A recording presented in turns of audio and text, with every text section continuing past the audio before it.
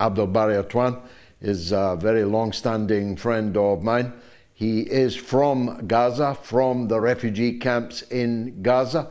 When we first met 40 years ago, we used to talk about how bad things were there. Well, Abdel Bari, they're a lot worse now than they were then.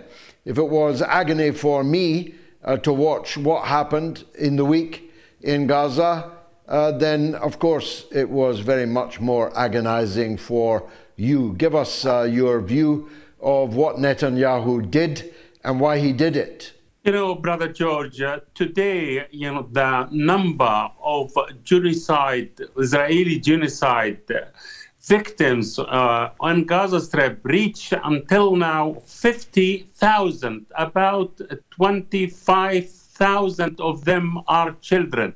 They were massacred by the Israeli bombardment of the refugee camps in Gaza. That's the problem. About 90% of the Gazan building and towers were destroyed completely. The problem is the Israeli resumed the bombardment of Gaza, and they did not respect the ceasefire agreement. And what they want, because they don't want to commit themselves to a full withdrawal and to stop the genocide in Gaza. And what happened, they stopped all the human aids to the Gazan people, 2 million and a quarter, at least. Now they are starving to death.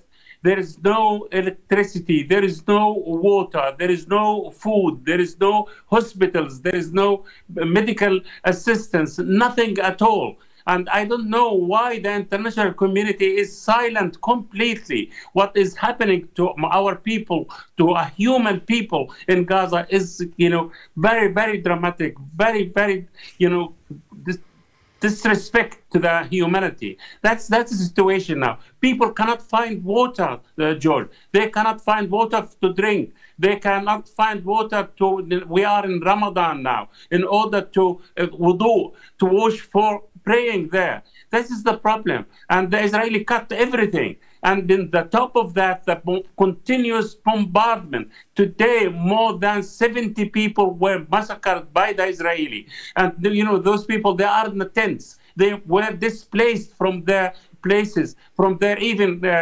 refugee camps in the north of Gaza. And most of them living on the rubble of their destroyed houses. This is the situation. I cannot say more than that. It is written in the wall. But the problem is the international community, they don't care simply because the enemy is the Israeli, simply because the enemy is United States, who orchestrate all these kind of massacres and genocide in Gaza. And at the top of that, they are preparing the ground to actually displace, to kick out more than 2 million Palestinians from Gaza in order to make it the new Riviera, as Trump said about it. We don't want a new Riviera in Gaza. We want food.